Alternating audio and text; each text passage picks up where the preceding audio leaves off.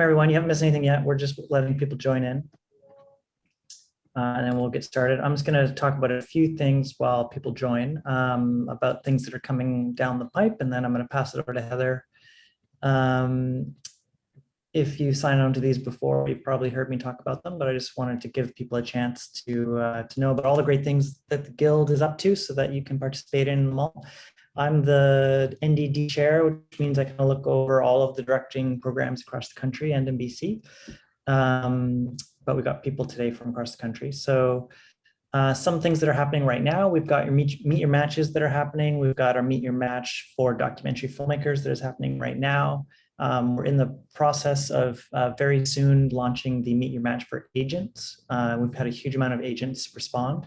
So you'll all be getting emails about that. If you're looking for new representation or you don't have representation, keep your eye out for that, because those have been really popular. We've had a lot of people get reps out of those. And later in the year, we'll have Meet Your Matches for showrunners as well as Canadian producers.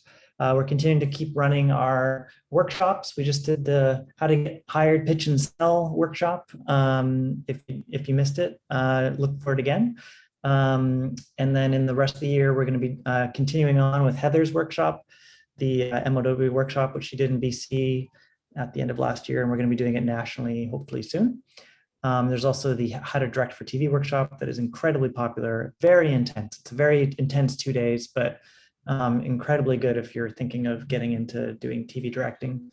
And very soon in the next, this month, we're going to do another Carol Kirshner workshop. And she's a very good career coach from LA. She's been HBO executive and stuff, and now she comes up and does workshops with us.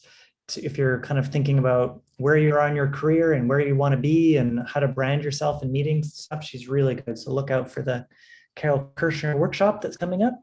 Also remind you guys all about directors.ca, which is our incredibly powerful portal that we are scaling up across the country. It's now open to members from every province except for Ontario. Ontario will be opening up in the next few weeks. We started with BC, then all the smaller provinces, and then Ontario's the next one.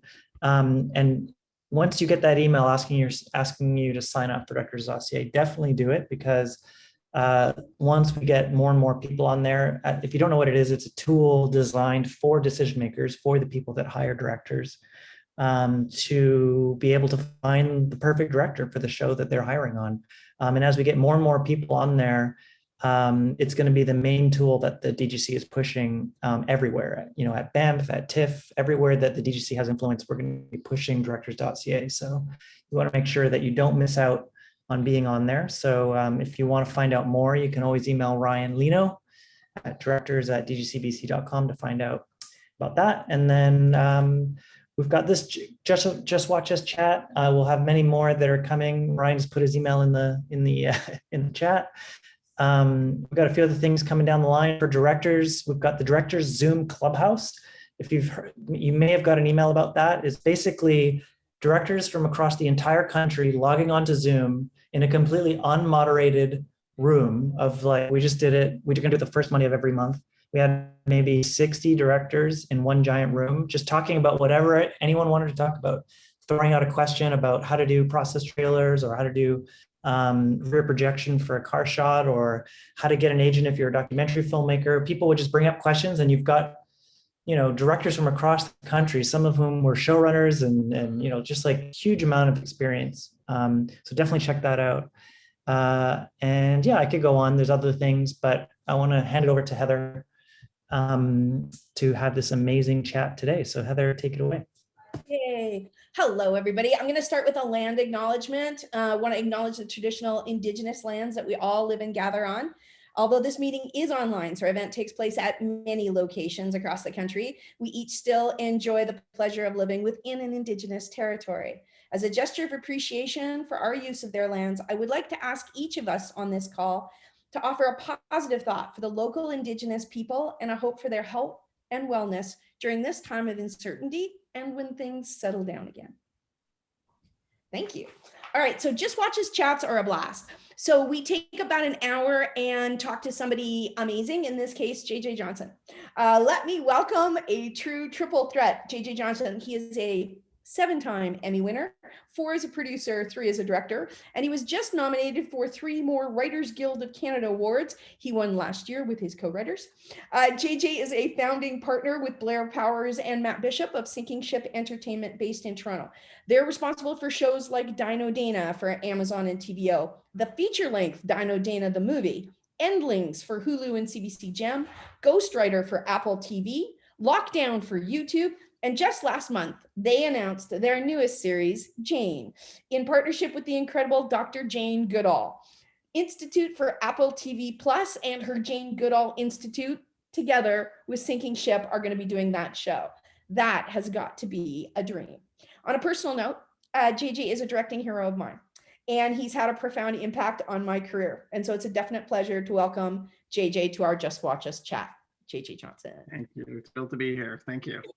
I thought it would be super hard for you to just listen through that too. I always find that painful, but yeah, it was great. So that was fun. Okay, so let's start with the big picture of Sinking Ship Entertainment. In 2020, Sinking Ship placed first in the world in the Kidscreen Hot 50, your highest ranking ever. And yet last year was also a very tough year for you all. Let's talk about Sinking Ship.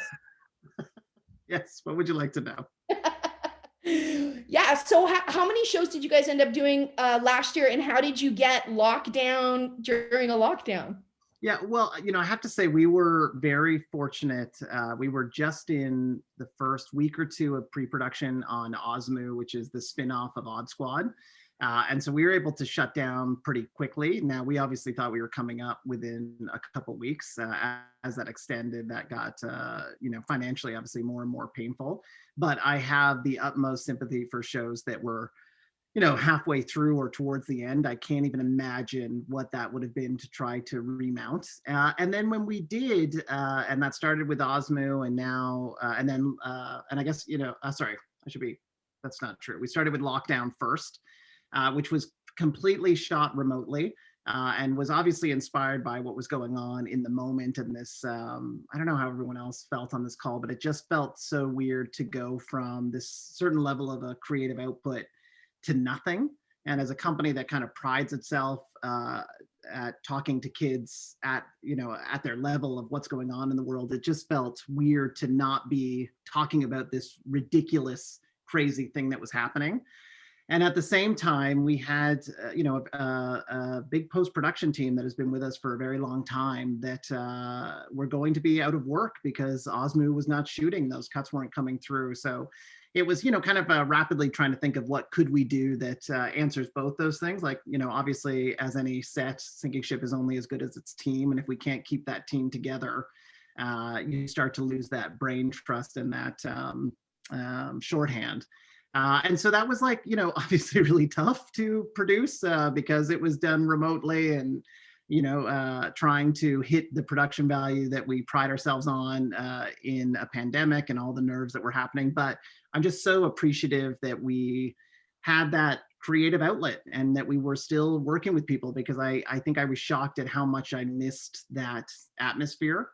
And then Osmoo came back and, obviously shooting with the COVID protocols. I don't know how many people have shot on sets, but it's hard. Like, it's a different world. It's, you realize very quickly how those hugs or handshakes or tap on the back at the end of the day, how much that solves with, team morale and camaraderie. And when you lose that, it's just, so much more distant and cold, and that obviously everyone is going through some sort of trauma, whether it's financial or medical or social injustice. So many things are going on all at once and converging on those sets. So it was a challenge, but again, very thankful that we were able to still produce something. And now we've moved on to the second season of Ghostwriter, and obviously Jane is upcoming. So, we're trying to keep the wheels going. But, being a live action company in a pandemic was, not the greatest. I'm going to drink now. That was a lot. Yeah. Please do, because of course JJ is joining us from Toronto, so it's 7:00 there. Not that you can't drink at 4:11. I started at 4, but yeah. Yeah, let's be clear. So you also didn't talk about the fact that it's not just not being able to touch people on set, it's also the fact that now you're directing like this. And we direct so much with our face and our you know? Well, I realized very quickly how I don't have the words to describe what I'm looking for. That I typically, because I've thought of it in my head or something, I'm usually kind of acting it out. And when you're doing that with just your eyes, it's so much more difficult. And so yeah, that it's just extra barriers on sets that already had barriers and challenges. It was. Adding that layer just made it so much more of a challenge. And Sinking Ship predominantly does kids stuff, and we love that the kids are trying the cameras and sitting with the crew for lunch. And again, like losing that and those kids suddenly feeling like they were brought in almost by hazmat teams, set on set, do their lines, quickly moved out. All of the things that made our set special were challenged, and obviously like understandably and rightfully, but it was definitely a different environment. So it was just not as much fun, truthfully. I'm going to ask you two other quick questions about lockdown. One, I heard the story of how you got locked down and how quick it went from sort of idea to green light. It's quite interesting. So tell us that. And then the other thing is, just as a director, how did you and your other directors direct people all online, everything being done through the laptop? Sure. Well, I mean, it really, it was early. I mean, I think the second week, maybe the third week in the pandemic. And I got a phone call from our head of production saying that we were going to start to need to give layoff notices to our post team. And I just, honestly, I hadn't thought that far down. I thought like, we're 2 weeks, we're back, it's going to be fine. And so I just went into like rapid fire development mode, trying to think of what could we produce that would be safe and still, look and have some cool technological elements. And just by happenstance, I had a meeting with YouTube that afternoon for a separate project that was really just like a maintenance meeting. And when I jumped on the call, I was like, listen, I have a pitch for you. Are you interested in taking it? And it was funny because one of our execs was like hiding in their laundry room from their kids. Someone else was like upstairs in their bedroom, and eventually like their kids broke in. And it was such a, I don't know, the one thing that I like about the pandemic is that I think all the pretense is gone. Like there's just no, where sometimes there's airs and you're at festivals and you're pitching and it feels so super serious. This was like a bunch of people that were like, look, we're in the middle of this crisis. We all want to do something. What can we do? And she literally like grabbed this is Nadine, who's the head of YouTube Kids, grabbed a crayon to like try to work out the numbers in the meeting. And we kind of left with a pickup, but it wasn't an expensive proposition. And, for us, it was, we were going to commit everything we had to it. So it was, there was that. And obviously throughout that day, I had been figuring out technologically how we could do it. And some of the challenges that I didn't want to put on the shoulders of our kids. And I really have to give credit to our post team and Matt Bishop, who's a partner at Sinking Ship specifically, for figuring out ways to take off the burden of managing the data. He used an app. I should know these things, but I don't, because I'm not technologically savvy, as you discovered when I was trying to do the Zoom thing earlier. But literally as soon as they cut on their cameras, the footage was instantly uploaded, and that we had access. They had a computer and a cell phone that were sometimes shooting simultaneously, but we could. Our IT team could access those at any point to change something or affect how they were shooting, or any possible technological challenge we were able to address. So they could focus on the performance and participating in the directing, because our kid cast really did, or I should say teens, they'll kill me, but really did participate in like how we're setting up the cameras and where we can go with it and how do we keep kind of pushing it. And then the families, like these were all kids, teens trapped in their homes. And so their families had to also kind of participate, and did, because we couldn't necessarily get other actors involved, or especially in their homes. So we did lean on siblings and parents to do cameos. Like it really felt like, I don't know, it felt like a Sinking Ship production from like our first or second year, where it was just everyone doing whatever they could to make something that, that had something to say. Yeah, no, it's perfect. I spoke with Sarah. So Sarah is one of the amazing actors that you work with a lot, and she worked with us on Dino Dana, and she was in lockdown, and she said, yeah, we wanted my brother to do it and he was terrible. So then my sister said she'd do it and she didn't care. And that was perfect. Yeah. So it really was a family event, and then they found their own clothes. So the director, so when you're directing them, was there like, it's really just you're watching the performance and then you're giving them suggestions on how to do it again over Zoom or over the... Yeah, I mean, it was oddly enough very much like shooting another show. We would do a blocking, obviously the directors came in with some clear thoughts on where they wanted to stage the scene. And we learned quickly that, having two of the cast members with handheld would get jarring on a screen if you knew you had 6 cameras going. So there were certain things that along the way we just realized, what made for a better picture. But, you also knew that you had 6 cameras rolling at any given time. And so you had the choice, like we had the wide shot, which was all 6, or you could go in individually into their close-up. So there was a lot of freedom in it as well, but it definitely felt like, you would do your blocking, you would give your notes, we would do a take, we would give some more notes, and off we went, and everyone fell into that pretty quickly. It got tougher in certain setups because you couldn't necessarily be seeing what they were doing. Like if they were shooting on their cell phone and stuff, at times you would have like the camera feed. So you would see them like playing out to something, but not necessarily know what they're capturing on their cell phone. But I kind of like that too, because it took away, you don't have control. We had homework for the cast where if it was like a funny TikTok video send up or something, they would do that on their own, and you would see that stuff get uploaded. And some of those are my favorite because you can tell they did it like 8 times and tried different things. And I don't know, it was a real, team affair. That's fantastic. So for anybody on this call that has not pitched a show, let me just tell you that it doesn't usually happen that way, that the very first time you pitch it, you get a pickup including dollars. So it's usually a much longer thing. And one of the things that JJ has talked about in the past too, and spoke with me about yesterday when we were prepping for this call, is just there are so many financiers that have to come in now in order to make shows. So that's part of what Sinking Ship has done. I want to let everybody know that there's a Q&A function in Zoom, so feel free to type up your question. I'm going to ask a question right now. I'm sorry, I don't think I'm pronouncing your name right, but I'm going to give it a shot. Mute, M-U-I-T-E. Their question is, what was your biggest compromise, JJ, COVID related, and how did you adapt to it without breaking the morale? I mean, I don't know that like anyone would notice, but we certainly did not accomplish the same number of setups that we would typically on a Odd Squad show. And Odd Squad is like, I don't know, something that's so near and dear to my heart, but it's comedy, so it's fast paced. And, so I don't think people will notice, but we usually button a scene with like a beauty shot or an angle that you haven't seen before, and those things had to go pretty quickly.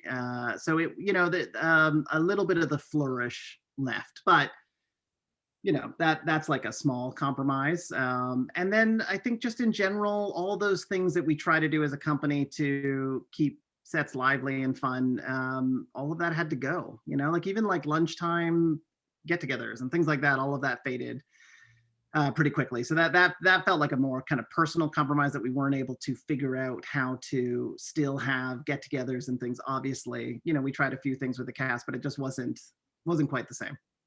And that, of course, is extra tough when it comes to kids, because it is a different relationship when you're working mostly with kids. And we'll get to that later too, but it's an important part of both your business and what we do. Mute says, thank you very much. We got it right with the name, and that was good for the answer. Let's go to our dear friend, both of ours, Nimisha. She wanted to know, and she doesn't have this in here, but I've got to ask it because I know people always ask it of me. So she's asking, how did you start Sinking Ship? What were you up against? And ultimately, how did you turn it into an empire? But I'm going to add with, how did you start Sinking Ship? How did you get the name? Yeah. What were you up against? And how did you turn it into an empire? It's a longish story, but I mean, the name, so in our last year of university, Blair, Matt, and I, who are the business partners now, you had to pitch a practicum project, and you could spend the last full year working on it.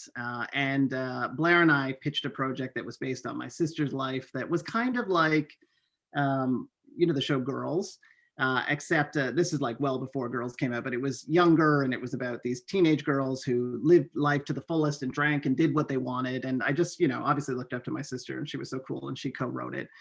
But it was a darker kind of comedy. And because we weren't the most popular, we were lucky to get selected. But if you got selected, you had to convince other students to join your group, and no one would join us. And finally, one student did. And when she joined, her best friend said, "Don't join them. It'll be like joining a sinking ship." And, you know, a sinking ship is like nothing if not kind of petulant. And so as soon as we heard it, it was like, oh, there's the name. And then after that, like, I think we just knew instinctively or intuitively that we were not going to get hired on things. Like, we were not going to move up the ladder in the way that we wanted. We were obviously confident that we had something to say, but, you know, didn't know how we were going to do that. But we had, you know, at that point, the professors were all a little like negative. You know, they had either had careers that had stalled or hadn't happened. And so it was a lot of like, it's impossible to get a show. People won't even respond to you, like this whole atmosphere of like impossibility. And I, you know, went to you. I think I had a romantic view of university, but I thought you went there to like shut it down and create stuff that no one had seen before and like push boundaries. And so we left with that same feeling. And then we're lucky through many hardships and nightmares to eventually stumble upon meeting Daniel Cook, who was this 5-year-old kid. He came into a talent agency that I was the receptionist at, trying to, you know, make ends meet as we were figuring out what we were going to do. And they left him down with me, and he was just this incredible kid. Like, and in this moment of like, I had $30,000 of student debt. I'd broken up with my girlfriend of 5 years. I'm living in a basement apartment. And here comes this little happy soul. And it just reminded me about life and like innocence and seeing things for the first time. And he was talking about how he loved Decepticons over Autobots because they were more interesting characters. And, you know, the agent came down and was like, this kid needs his own show, which they said about everyone that moved through that office. But it, you know, it got me thinking, what if I were to do a kid show, what would it be? And I was so inspired and taken by this little kid that it was like, well, let's throw him into different careers and see what that is. And because we didn't know what we were doing, and to this day, like, I think our inexperience is our greatest asset. And I would say that for anyone listening, it's like, you know, approaching something with a fresh set of eyes. It's not like the Canadian industry is like, you know, the beacon of light. There's a lot of room for innovation, and that's only going to come from new voices coming in or people challenging how it's always been done. And so when we were editing the show, we left in the bits where he was angry or, you know, upset or wasn't having a good time. And it was so refreshing to networks because kids TV tends to be sometimes like a little bit of pablum and everything's great and super happy and let's have dinosaurs talking about sharing and caring, and here's this kid that's like, I hate this or this isn't fun. And it was just, you know, different. And that show eventually got picked up by Disney, and once Disney picks up anything, that's your golden ticket for everything else that we were shooting pilots for. And these are self-financed pilots, got picked up as well. I feel like I'm answering in long-winded sentences, but but that's really what it was. Like, it's really predicated on knowing that we were going to have to create our own opportunities. And to this day, we continue to do that. Jane was written on spec. Like, we never, we kind of understand that, especially in this competitive field, you need to put your money and your creative talent where your mouth is, and show them that you're willing to do this, because there's so much great companies and great creative talent. How are you going to separate yourself? And so we just got used to that we always had to prove that we could pull off whatever we were doing. Well, you have a terrific name behind you now, obviously. Do you still find, like, as you talk about having to spec write the scripts for Jane, so first off, you have like Jane Goodall, and it's you guys, and multiple Emmys, and you're still pitching hard. So do you still bring everything into your pitches, or do you pitch with one sheets? Where are you in the pitching hierarchy? It's everything. Yeah. I feel like, you know, to me, it's like you're asking someone for several $1 million. How much effort would you expect if you were asking someone for millions? You know what I mean? And I worry that when people go in with a one sheet, to me, that's so egotistical that you're like, this one sheet is so good, you're going to give me $40 million. You know what I mean? I don't have that confidence. I'm like, show them everything. And we still get rejected all the time. I love, I was asked once, why did you choose to go with a streaming service versus a traditional network? And I was like, because they were the only ones that said yes. You know what I mean? Like every show we've ever created, and sometimes the show that even ended up on the network was rejected by everyone else, and sometimes rejected like, very personally. Like sometimes they take their glee in like telling you why it's terrible or not for them. But it's my least, is it my least favorite part? It's one of my least favorite parts, is because it's personal. You're pitching a piece that, you have something you want to say. And so taking that out and getting those rejections and, watching someone's eyes drift as you're, spilling your heart out is brutal. But I would also take a note at what we're doing now. Like my name is not enough to get a show made, and we've obviously been successful. So I know that if I want to talk about the environment, who can I partner with that is going to give me that kind of instant credibility and institutional resource and information that's going to allow us to speak to bigger audience and make a network understand that I've done my due diligence to bring them in something interesting. And that's where I look for the Jane Goodalls, or on our first kids travel show. We pitched a travel show when none of us had ever left the country. Obviously, a network's going to be like, why you? And so we got National Geographic to partner with us. Like all of these places want, they're eager. They want new talent coming in saying, this is what we want to do for you and your brand. They're willing to do that. It's not enough that it's, just us or just you. It's gotta be a packaged, smart thing. Yeah, we talked Packaged about, smart thing. That's the note. Sorry. your writing was going so well till Yeah. right now.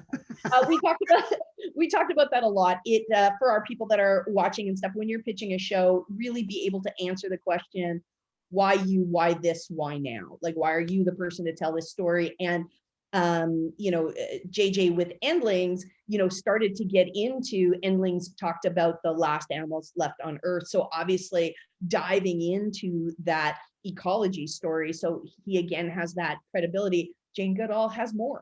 So if you take the two of them together, that's a no-brainer for Apple TV. And then to have Apple TV pay for that and do that in Canada, that's phenomenal.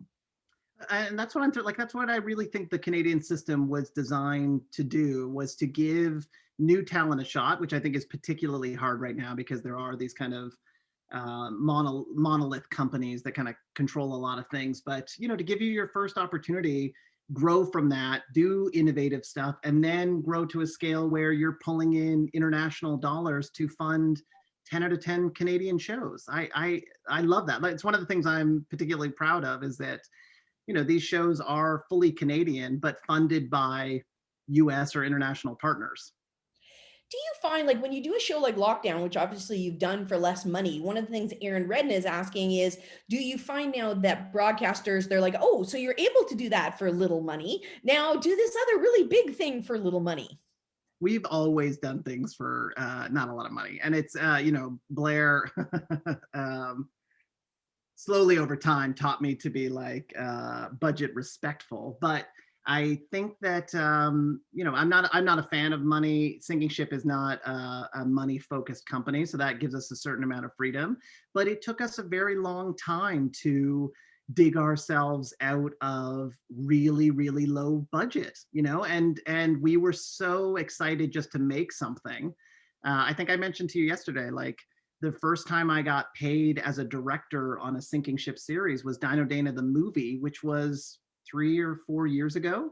Up to that point, there was, like, I directed every episode of Dino Dan or Dino Dan Trek's Adventures. We had to defer all of that because we literally did not have the money to pay another director to come in. Like, it wasn't by choice, it was by necessity. And the same for Blair and Matt. Like, we were deferring every last dollar to try to make something good, because we were trying to play a long game. This wasn't like this show was a stepping stone to the next thing. And so we were going to put every last cent we had on screen to make sure that it was going to give us the next opportunity.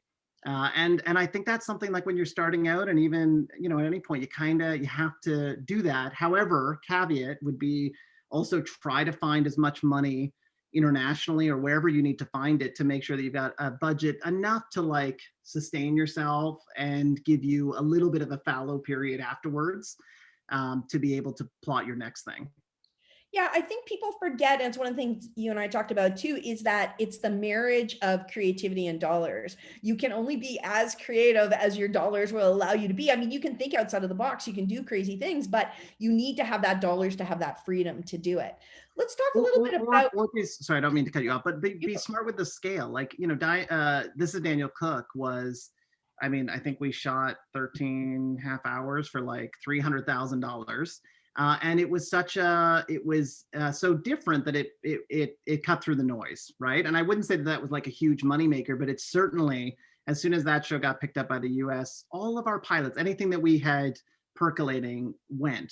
And so, as much as I agree that absolutely like money matters for sure, but also be creative with like, or is there the opposite end of it? Can you come up with something that's so different and innovative and discoverable that you could do it at a lesser amount? Or can you ask a network, instead of going in asking for 26 half hours, can you say, look, I want you to take a chance on me. Like, can we do a 1 hour pilot?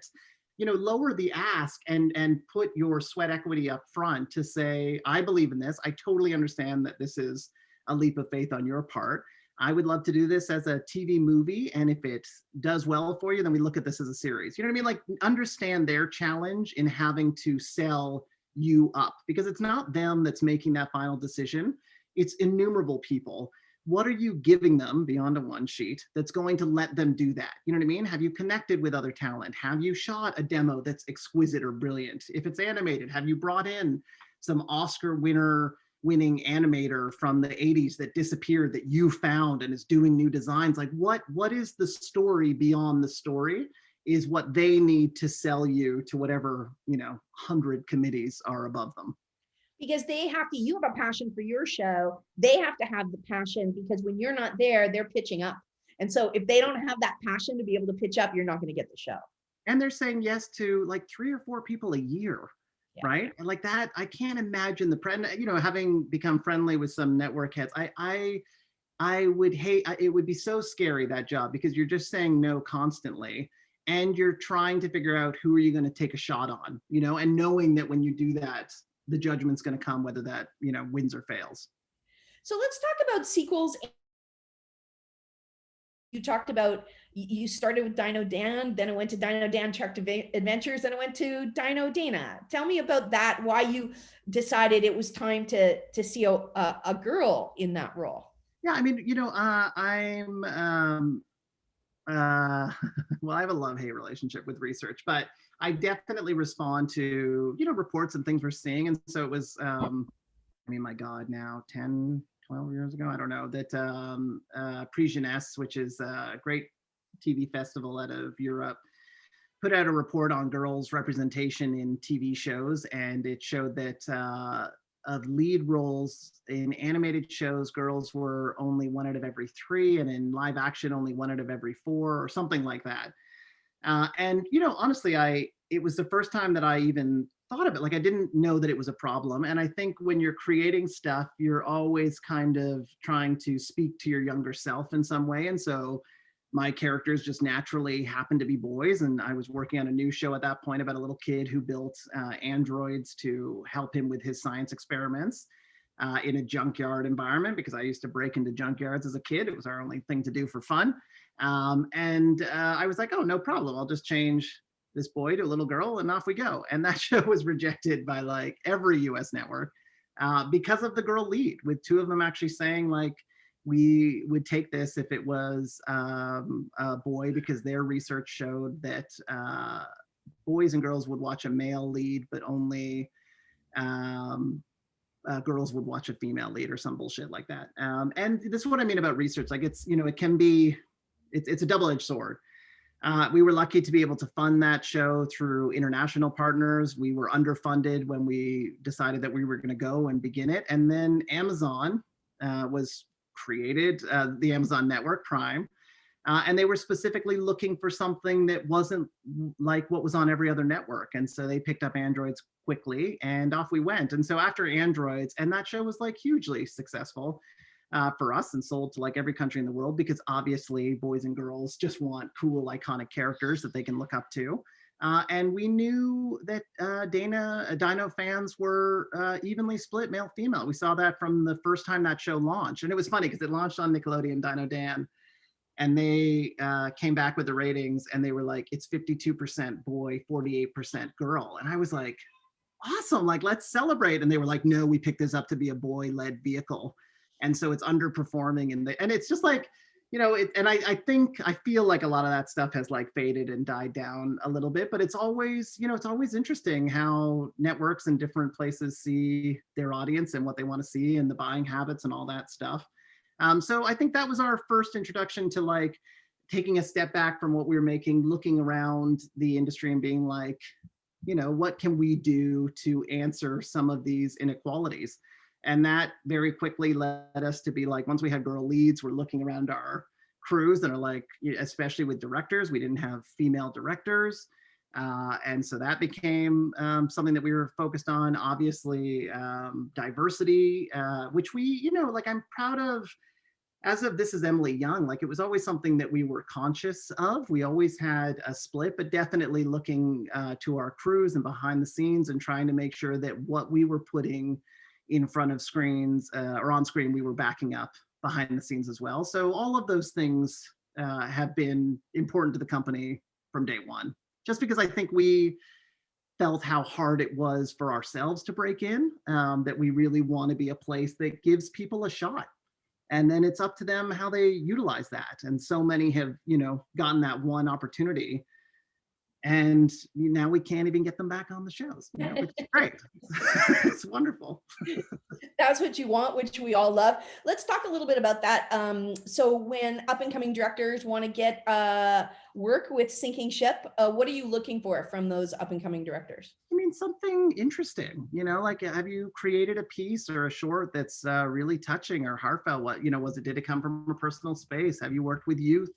Do you have a passion for VFX? Like something that kind of separates out, because there's so many talented people and only so many slots.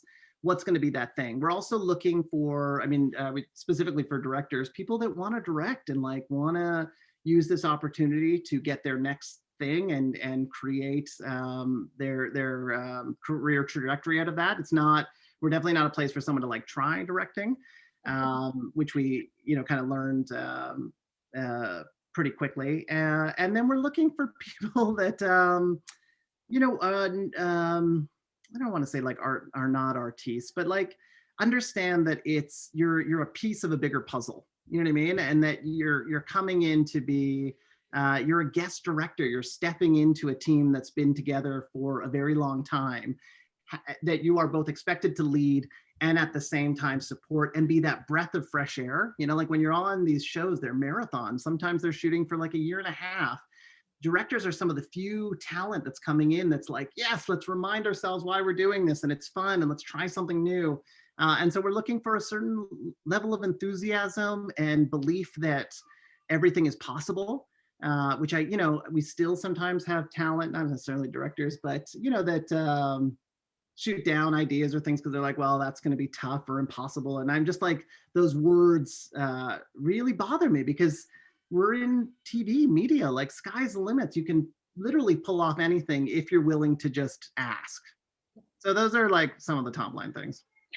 They're good top lines.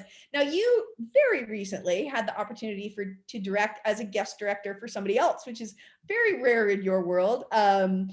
Partially because it's your company, partially because it helps keep the company going when you direct and don't take money for it. God bless you. So you were in Calgary for a couple of months working on what I would say is a hero of yours, no doubt, Jim Henson's and the reboot for Fraggle Rock. What was it like for you to be a guest director playing in someone else's sandbox? Yeah, I mean, hugely, horrifically intimidating. I mean, I don't know how else. Like Jim Henson and those shows like The Labyrinth and Fraggle Rock, like I was a kid that needed to know there was magic on the other side of the wall. Like those shows and programs got me through a lot of things. And so to be like there and like every day walking into the studio and there's a giant picture of Jim Henson surrounded by Fraggles. And I was just like, why me? Like I feel imposter syndrome all the time because it's just like, how did this happen? And so, I hit it with that same kind of nerve rack that I feel on our own sets. Like every day I'm starting at like a level of panic to try to get that day and to, push something, move it a little bit forward, and at the same time make sure the team's happy and all that kind of stuff. So it's nice on and it is rare that I get to like be on someone else's set, but it's nice to learn how they do things. And we're always trying to improve. It's why I love new directors coming in to try to see how they do things, so that if we can pick up some of those techniques. And I'm always like blown away when some directors speak very quietly and it brings down like the general ambiance of a room. I tried that once and failed utterly. But yeah, so on the Henson one, it was just like such an honor, like such a crazy privilege and pressure fueled, but I wasn't responsible for the money. And that takes off, like I wasn't having to deal with the budget concerns and things like that. So it was nice to just direct and just think of it visually and try to think of cool ways to, do puppetry 40 years later. So, a challenge, but just a huge amount of learning. And you talked a little bit about this yesterday too, and I think it's a good tip for directors when you're working on an episodic TV series is talking to the people around you about what have you not done before, or what's an area that hasn't been shot before. Talk to me a little bit about that. Well, I think you want to like, we talk about this a lot on our shows. Like we would rather have a director come in and deliver a good episode that's solid and looks like the rest of the show versus one that, is a substandard episode with two cool shots, right? So the first thing is for me is to like get the lay of the land in terms of the showrunners and everyone. What are they looking for? It's a little different when you're like shooting the first couple episodes because you're obviously like also testing the waters of like, how much can we push this? Are you looking for this to be a classic kind of retelling? Can we push the technology? Where's our comfort level on those things? But to me, it's the easiest question to ask camera operators and technicians, and in this case, puppeteers.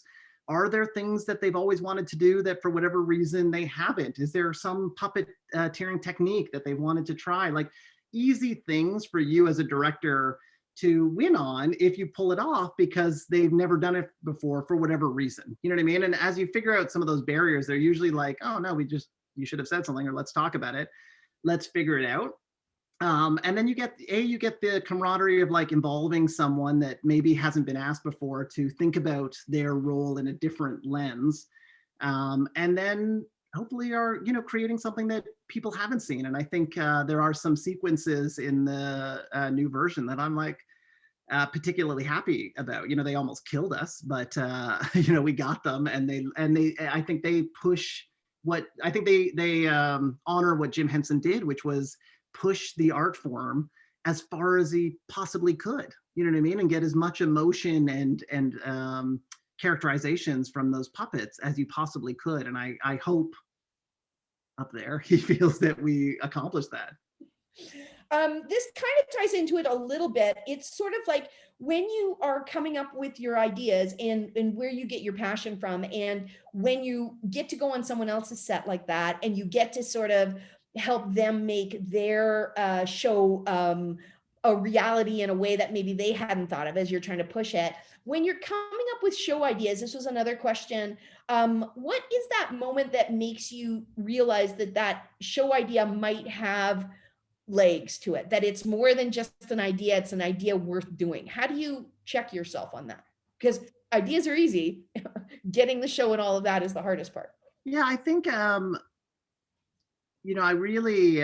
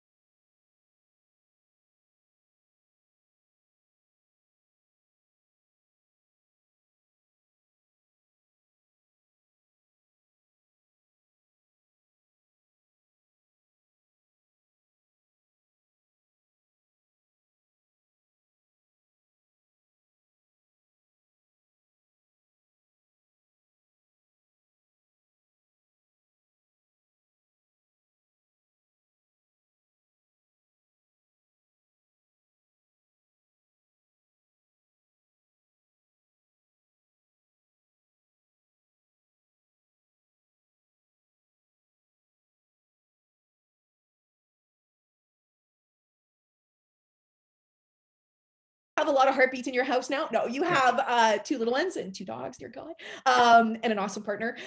So what's it like? What changed for you when you became a working dad and a dad director and trying to just balance all of that? I mean, it's got its own nightmarish qualities, but I also think, as soon as I had kids, I instantly had this realization, because, when you're growing up and you're talking about the environment or something, it was always like, oh, it's on adults and grown-ups to figure it out. And suddenly, I'm holding this baby and I'm like, oh shit, I'm the grown-up now. Like it's on me. What am I doing? And so I think a lot of the green, the environmental shows that we're working on now is because I desperately want them to have a better world than, than what we were given. So I feel, that pressure kind of on the industry side or professional side. I think, it was a reminder, and this pandemic has been a reminder that, like, with all the stuff and the fun highs and lows of production, it doesn't beat having a family to go back to. And I worked, when we started the company, we were working 7 days a week, 16-hour days for like a decade, and I loved it. And we didn't have responsibilities, and so we could give it everything we had. And we knew that our only competitive advantage at that point was time. We could out time people that had responsibilities or money or bigger companies. We could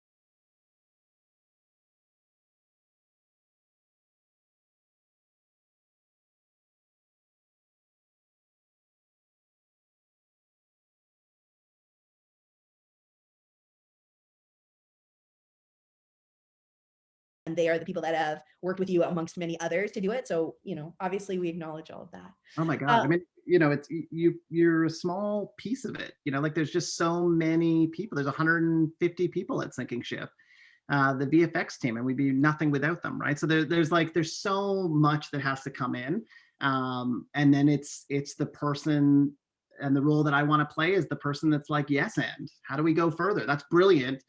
Can you do it even more? Who's the DP? What are they bringing to the table? What's that extra little layer that's going to ultimately make it easier for you to present it and sell it and for audiences to watch it? But are you challenging it at every possible turn? And Yes And is a phenomenal improv trick, as hopefully most of you guys know. If you don't know, you try to take at least one improv class. It will change your life. You've directed kids a lot. What kind of tips and tricks do you have on directing shorter actors? I just think, I mean, I love, it's my favorite part of the job because I think kids and teens to some degree just want to maximize their fun at every opportunity. And if you can let that kind of run wild, you just get these really innovative thoughts and takes on things. So it's the same lesson I learned with Daniel Cook. It's like, try not, don't feel the need to control it all. Do a rehearsal and see what they bring to the table. Because it's so often that they've thought of something or done something in a way that I would never have thought of that's so much better. And then involve them in the process. Ask them their thoughts. Are the lines making sense? Is that what they want to say? What do they, like make it, just make them involved, because then I find you just get better and better stuff. There's never been a kid suggestion that I haven't followed. Like Daniel Cook was like, he would go on tangents. He was like, oh, well, what if we did this? And we would shoot something for an hour that I knew would never make it into the cut. But I wanted him to know that he had an equal voice, and sometimes there would be like a little funny bit that came out of it. But I just think lean on them as like just as worthy as an adult actor to bring their game in, and then also know that it's lonely. And so on Dino and shows like that where there's CG dinosaurs and things, like be there beside them, act out those dinosaurs, scream, freak out, be loud in the space so that they don't feel alone and awkward and weird with what they might be having to act against. Does that make any sense?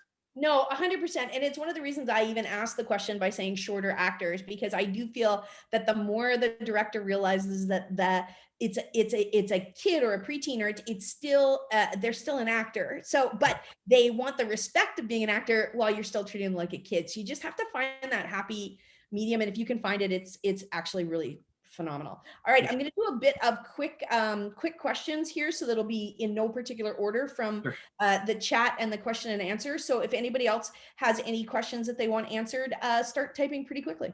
So we'll try to make these fast bites. Now that some restrictions are being lifted, this is from Marjorie, being lifted in parts of Canada, how would you advise a new producer director to approach a possible dramatic family project? Do you do virtual table reads? What should you do first? Yeah, I mean, it's everyone's comfort level. We did table reads outdoors with everyone separated, which worked well. I'm not a fan of the virtual table reads. Are like really hard. So if you can do it safely, I find table reads are like the beginning of building that camaraderie. So they're hugely important. It's just getting a sense of people's comfort zones. Can you do it in a smart way where everyone's distance? If you can't, then obviously virtual works. But we definitely found ways to, though abiding by everything, still found ways to make it feel a little bit more like you were responding to someone versus, when it's on those feeds. I don't know how much you get from that. And Daniela, I think we answered your question about what you should be bringing to an Apple or Netflix or a Disney. Don't just make it a one sheet. Do you have to have a top line budget, which I always find top line budget is hilarious. You just need the one page. Yeah, but to get the one page, you have to do the entire budget.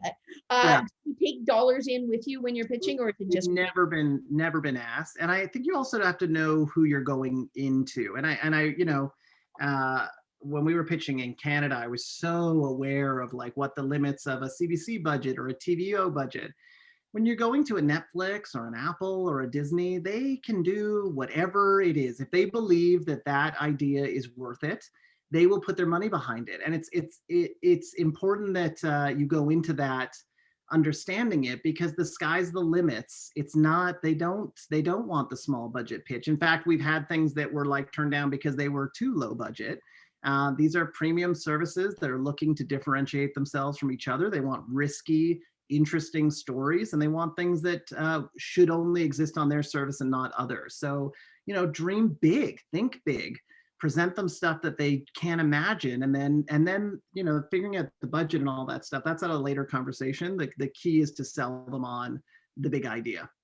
And isn't Apple TV the same kind of a streamer as a Netflix, in that a Netflix wants to own all of it forever, so you have to make your money right away because you're not going to make it on any kind of back end? Sometimes. I mean, we've got, it depends on what the project is and who the partners are, but it's definitely something to think about. But if you're starting off your career, like even still now, where like there's going to be moments where you can't own it all, and that's great because that's a stepping stone to your next project. Yeah, great way of thinking of it. Question here about agents. Are there good agents that you know of for showrunners? Do you go through agents when you go to hire your directors, etc.? I mean, agents Separate, approach us at one or all two times. Yeah, I just, agents and lining yourself up with production companies. I think I worry sometimes that writers and directors are like, oh, I got an agent or this production company wants to option my show. And those are great things. But I worry that you're not necessarily doing the due diligence that you need to. When you're partnering with a production company, you're inheriting all of their relationships, both good and bad, and the same with agents. So I would do like very careful research. If you want to move into sci-fi 1 hour, who's the agent that's doing that? Who's rep talent that's got them on those shows? If you want a production company that specializes in animation, don't go to a live action company. Like figure out, or if you want, this show's right for Netflix, who's sold to Netflix in the last 2 years? It always surprises me when I hear like, oh, they option this.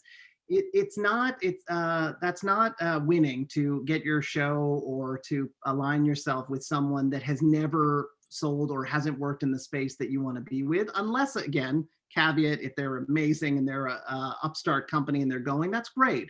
But a little bit of a deeper dive on who are you aligning your name with, who has done the legwork for similar talent, and ask people. Reach out to the director that's doing the show that you want to do.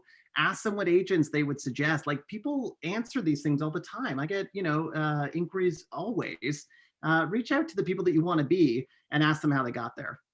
And the great Mark Ratzlaff has a question for you. You wear so many hats, writer, director, producer, but does your heart lie with one creative role more than another?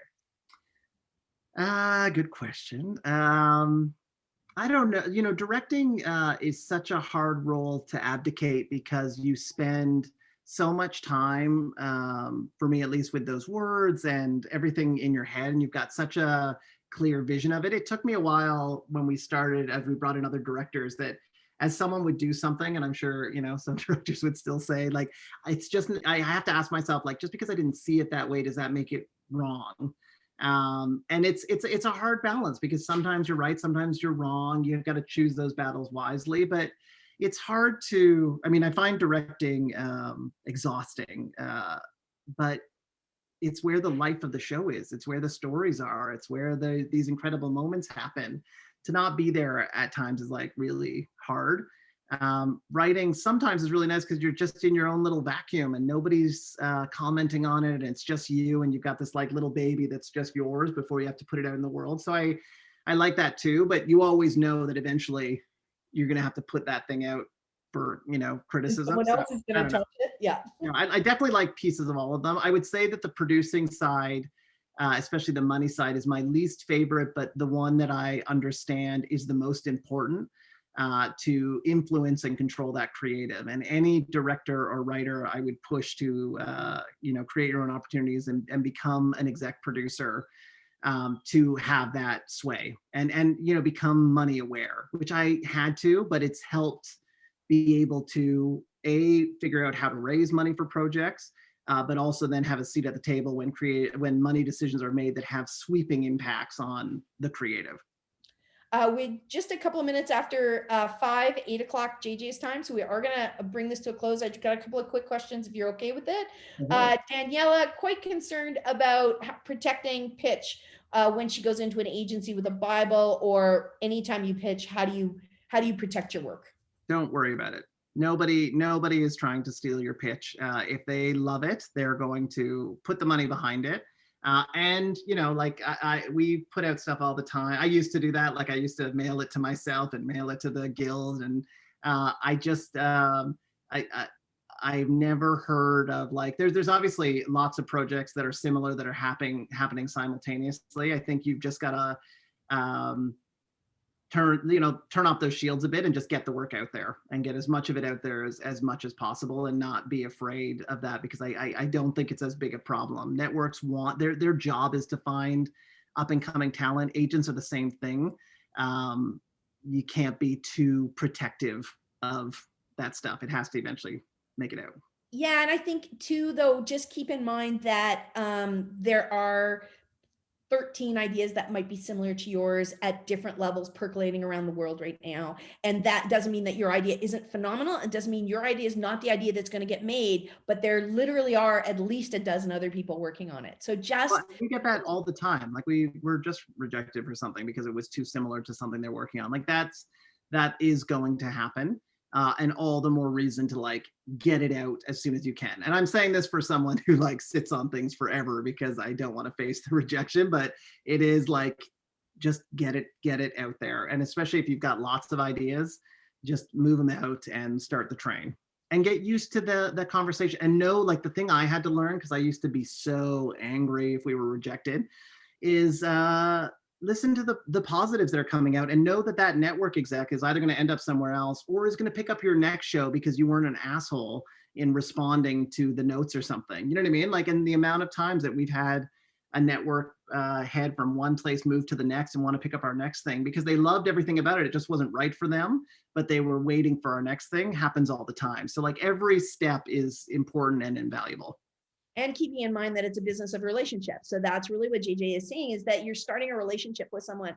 And just because they've said no to that idea, it's no to that idea at that time in that place. It's not necessarily a no forever to that idea. But when you're pitching, one of the things I like to try to remind people is to, once you get a no, you can't repitch that at that same place. So if you start to Well, I've done that. Tell me about that. Yeah, no, well, it's just like come back with something else, right? Like if they liked a piece of it or there was something and you're like, oh, I could do this. Can you bring it back with some added piece? Or did you answer that moment? That can, you know, like obviously you don't want, if you get like endless no's, then absolutely you should like stop that. But if there's enough there and you can respectfully bring something back, you know, they're looking for grit. They want to know you want to die for this thing. So if you can show that respectfully, I think that can work, you know, and also the caveat of like, though relationships are important, also don't feel the need, if there's people that you're not responding to or don't like or are nasty, you know, it's not important. It's not important enough to like try to maintain that in a good way. We have lots of relationships that we have burned rightfully that you know, I stand by. So it's you know, don't also subject yourself unnecessarily to nasty people. Yeah, I agree with that. I talk about burning the bridge. Just make sure you're doing it on purpose. Don't do it accidentally. Just go. Do it cleverly. If you know you're going to burn it, you know, torch it. The great Warren Sonata wants to have a dozen Team JJ t-shirts. He's the head of the DGC nationally and also a big fan, obviously. Okay, is there? We're gonna bring this to a close. Two sort of questions. One sort of show related. One directing related. Are you still scared when you walk onto a set? How do you deal with those nerves? How do you any tips or advice for other directors who might walk onto a brand new set of an episodic TV show? They don't know anybody. Sure. I mean, pretend. And I'm still like obviously nervous. Little different when it's like our own sets, but I just think, you know, lean on people. Like, you know, they want you to lead, but you know, my favorite thing, and I use it all the time, is when I don't know, asking someone like, what do you suggest? Or what do you think, to the DP or the AD or whomever. And sometimes it's just to buy myself time to think about what's happening or why everything's falling apart. But it's inclusive. It gets some great ideas. It lets people know that you're willing to take a hand to kind of move forward. I just think it's like, you know that you've got a team there to support you and lean on them and ask their opinion and include your camera operators, include script continuity. My God, I mean, the amount of suggestions that you start to get when people are aware that you're open to it, that make the show better. And this is from the think tank of people that have been there and want to see you win, unless you turn them against them because of behavior or whatever. So I just, to me, pretend, which we continue to do. Fake it till you make it is like, I just think that's a way to live all of these experiences. And don't be afraid to like lean on people or let them know if you don't know what to do in a situation. You know, you still want to be the leader, but it's totally appropriate and okay to ask for a few minutes with the DP or the team to figure out what the next steps are. You know what I mean? Versus kind of losing it or looking frozen in the moment. And then with Sinking Ship, what are some of the goals that you have going ahead? What are some of the goals with diversity? What are some of the goals with the types of shows you want to do? You're doing an animated Property Brothers. Talk about these things. Yeah, I mean, truthfully, our we get asked sometimes if we have like a 5-year plan, and we are just trying to survive at all times, because I think it's always like so egotistical to be like, oh, we want to have 3 shows in production and 2, and like that's the business speak that I think are from like non-creative led companies. We want to make a difference. We want to make cutting edge stuff. We want to be the best, not the biggest. And we want to use whatever talents we have to help the world, whether it's Jane Goodall or kids that have dealt with trauma to face it in Endlings, or a moment to laugh and learn about math and Odd Squad. Like, we just want to make stuff that, a kid is better off after having watched. And then that means also that the kids on set have a great experience. We want to be progressive in this industry. We want to make changes. And so that means being representing on screen what's happening behind the scenes, and giving those new voices an actual seat at the table. And so I think you'll see what's being developed at Sinking Ship is doing just that. It's opening up the kind of creative power center, and allowing more people to use this incredible infrastructure to tell their stories, and that Sinking Ship is going to stand right beside them and really push them. So we're always looking for ideas that are difficult to produce, or that you've never seen, or that feature characters or storylines that people would be like, oh, can you do that? Because every time we've done it, we've talked about religion in our shows. We talk about death. We talk about all those things that apparently you're not allowed to do. And we know, obviously, that kids talk about that and live that and have huge emotional lives and deal with serious issues. And that content should represent that. Long-winded answer, lots of things. No, that's good. And I want to give a shout out to Kale, who plays Finn on Endlings, and the fact that it was important to you to hire someone that wasn't typical physically. Yeah, but I think you've got to like go. It's not only hiring; it's how are you representing them on screen? And for us with Kale, who we met on an audition for Odd Squad, and he was such a powerhouse that it was like, I just tweaked a character on Endlings to be him. But it was also making sure that he was as much a hero and did as much as the other kids did. And when I started to do research about differently abled kids after the fact, you realize that like they're literally represented like 0%. Like there's not enough of them to even make a percentage point. But if they are on screen, they tend to be the victim, or they die in the episode. And so it's not, it's not just representation. It's like, how are you including them in the story? How are you defying everything that people have seen? Because it's totally unfair. And he's phenomenal. Was there a challenge in terms of us adapting to his particular needs? For sure. Were stunts and those things treaded more carefully and take more time to do? Absolutely. Did we get a better product at the end? And did we represent kids that have never seen themselves on screen as heroes? For sure. So it's, it's worth it, but it is absolutely all extra work. It's just, it's worth the struggle. Well, and I have to thank you for writing such a great script on Endlings with Finn's character that I got to direct, which just dropped on CBC Gem and is on Hulu. It's a beautiful, he did great.